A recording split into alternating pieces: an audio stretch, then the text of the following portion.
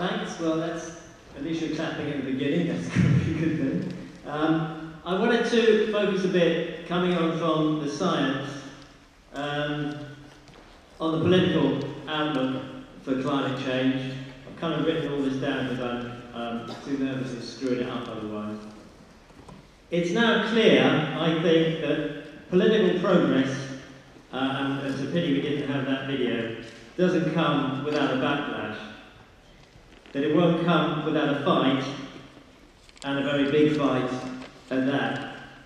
Australia has seen, I think, the largest demonstrations on climate for head of population of any country. Some of those demonstrations, I'm proud to say, were part of the Global Day of Action that our campaign initiated.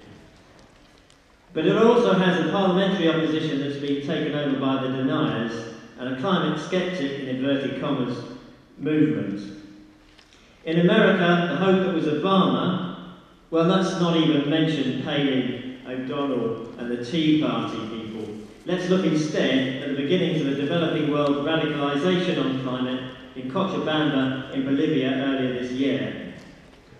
It's clear that what we have overall is a polarisation. This isn't going to be easy. This is going to be a fight. This isn't going to just be, I'm sad to say, just Friends of the Earth or Greenpeace or Stop Climate Chaos politely lobbying government.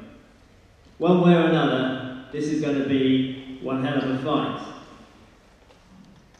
Now, right or wrong, and rightly or wrongly, I'm going to be honest, if you were to ask me what I really think, then I would say, quite simply, that it looks much more likely right now that we're heading for a global catastrophe of unprecedented magnitude than that we're not. Okay, that comes with a lot of qualifications. There's still a huge amount of just how bad to play for. There's a whole load of questions about what happens when if they get forced into using geoengineering on a massive scale. Just how awful is that going to be?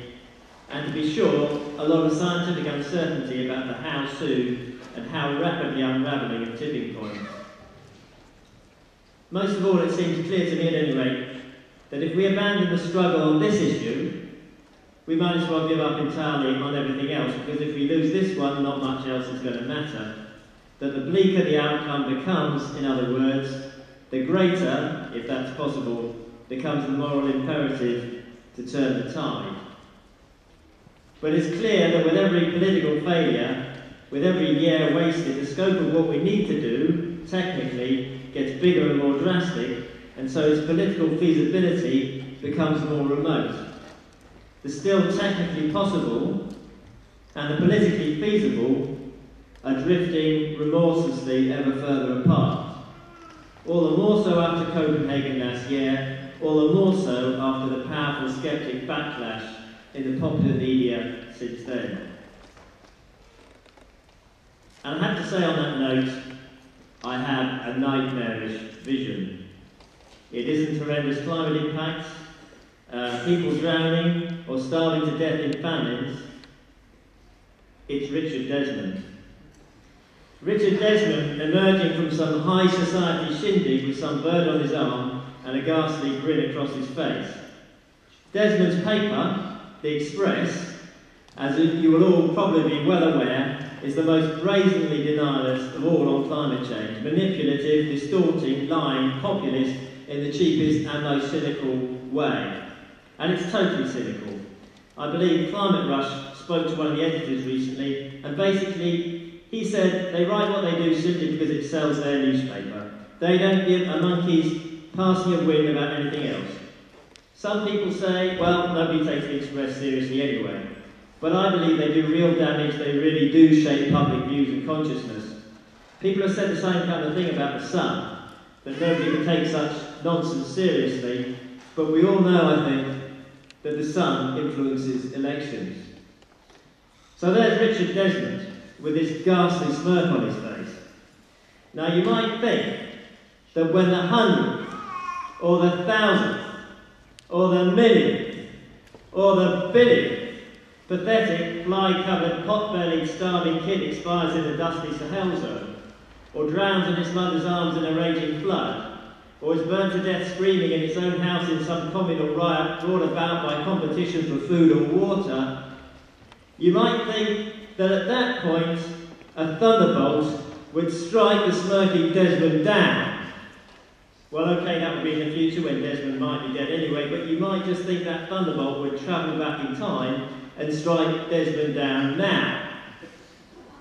But no, it doesn't. He's still there, filthy rich and smirking, attending a celebrity bash.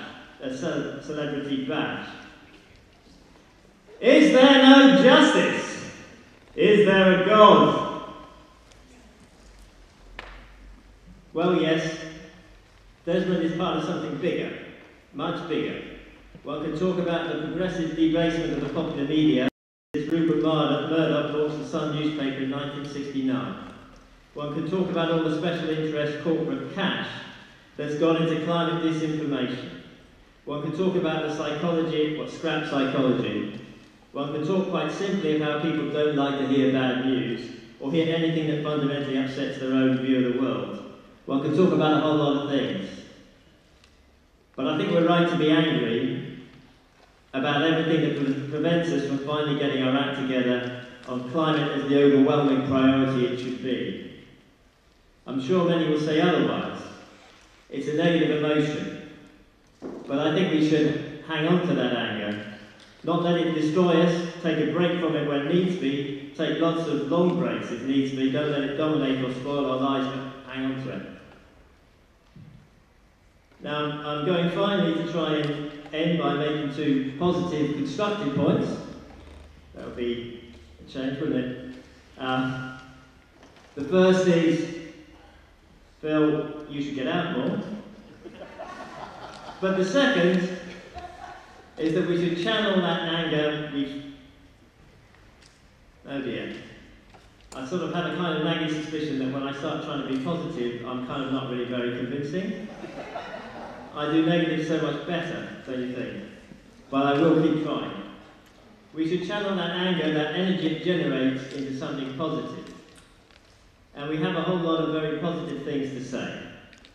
And I'm so very grateful to the lineup of speakers that we're now going to hear, who are so very much better at doing that than I am.